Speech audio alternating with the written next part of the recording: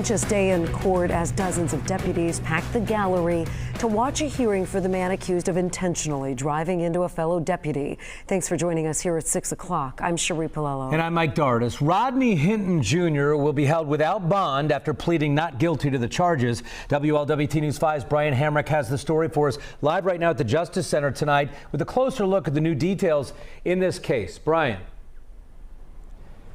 Yeah, Mike, it was a collision of perspectives. Deputies who just lost a friend and coworker in the same room with the family of the man accused of killing him, all surrounding a hearing where we learn new details about what happened.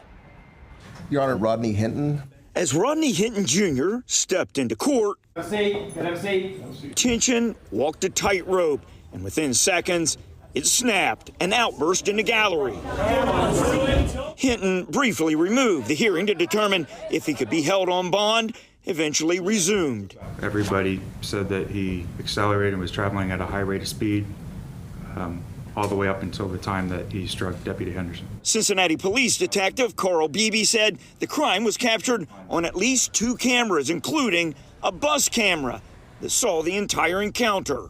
Deputy Henderson was launched several feet through the air. He came to rest in a turn lane. Retired Deputy Larry Henderson was killed. He was working a special detail at the UC graduation directing traffic. His intersection with Hinton came after this. He's got a gun! He's got a gun! On your right! On your right! Body cam was released from the day before when Hinton's son, Ryan Hinton, was shot to death by a Cincinnati police officer after a car theft. Police say after seeing the video, Hinton was so distraught he went looking for the first officer he could find to run him down. Hinton's attorney, Clyde Bennett, said it's a classic case of someone with a mental illness. The decision about giving no bond to Hinton, this is a most unusual case, was up to Judge Tyrone Yates, who sorted through the abnormal circumstances and found Hinton should not receive bond. Yeah, and we also learned more about Hinton's criminal past from 2017 to 2023. Had a number of arrests, including aggravated menacing, domestic violence, assault.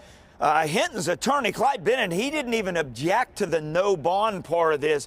He said he just wanted to make sure that there were mental health services available to Hinton in the Claremont County Jail. Reporting live, Brian Hamrick, WLWT News 5. Brian.